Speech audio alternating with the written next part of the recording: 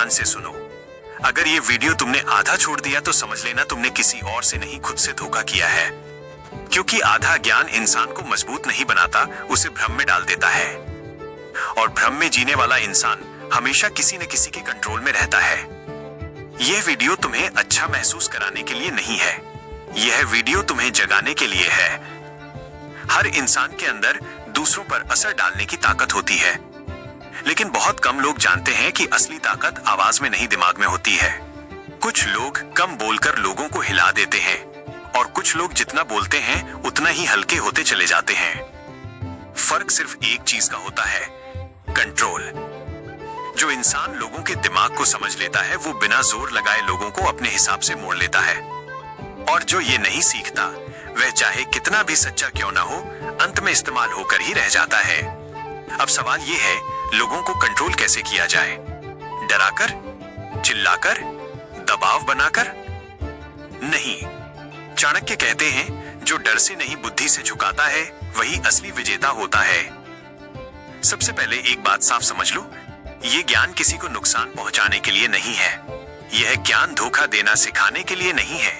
ये उन लोगों के लिए है जो हर बार दूसरों की अच्छाई में खुद पिस जाते हैं, जो हर बार सोचते हैं मैंने तो किसी का बुरा नहीं किया, फिर मेरे साथ ही ऐसा क्यों?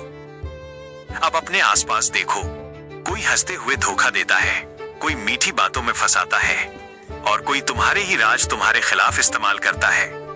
अगर तुमने लोगों को समझने की कला नहीं सीखी तो दुनिया तुम्हें सीढ़ी बनाकर खुद ऊपर चढ़ जाएगी, और तुम बस सोचते रह जाओगे मैं तो सच्चा था। दुनिया मासूम लोगों की नहीं सुनती, दुनिया समझदार लोगों की सुनती है। चाणक्य कहते हैं, जो दूसरों की चाल समझ ले वही राजा बनता है, बाकी लोग मोहरे बनकर रह जाते हैं। अब असली नियम शुरू होते हैं। नियम 1, शुरुआत खुद से। कंट्रोल की शुरुआत खुद से होती है।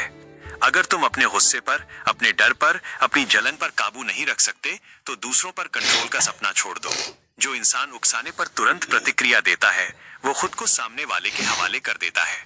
जिस दिन तुम्हारा गुस्सा बाहर आया उस दिन तुम्हारा कंट्रोल टूट गया। नियम 2, कमजोरी को पहचानो। हर इंसान की कोई न कोई कमजोरी होती है। किसी को तारीफ चाहिए, किसी को ध्यान, किसी को डर तो किसी को लालच। जो इंसान दूसरों को ध्यान से देखना सीख जाता है वो बिना लड़े जंग जीत लेता है। नियम 3, मौन की शक्ति। मौन को कमजोर मत समझो। जब सामने वाला बोल रहा हो और तुम चुप हो तो वो अपनी असलियत खुद ही दिखा देता है। मौन दिमाग पर असर करता है और डर पैदा करता है। जिसने मौन को समझ लिया उसने आधी लड़ाई पहले ही जीत ली। नियम 4, अप्रत्यक्ष नियंत्रण। सीधी लड़ाई मत लड़ो। सीधी टक्कर अहंकार पैदा करती है और अहंकार नुकसान करवाता है।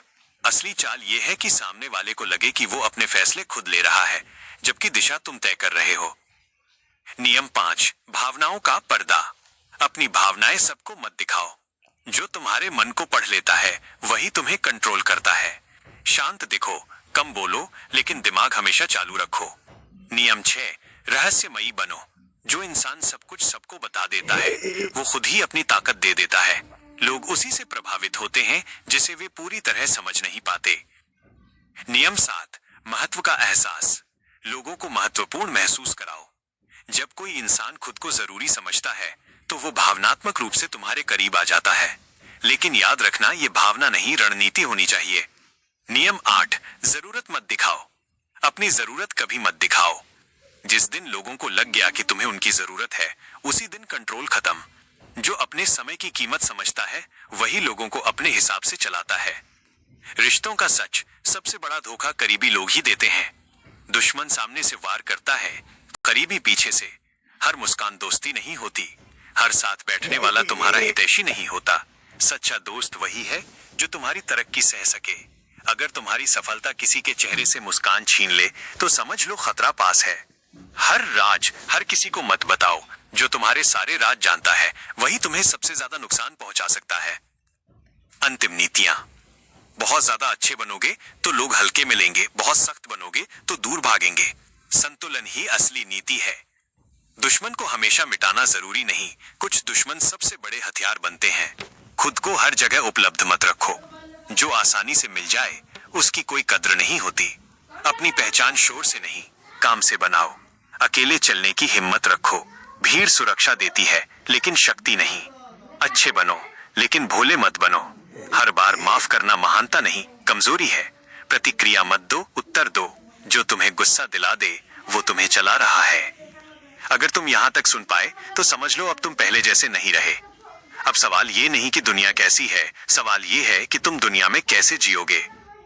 अगर ये समझ आया तो कमेंट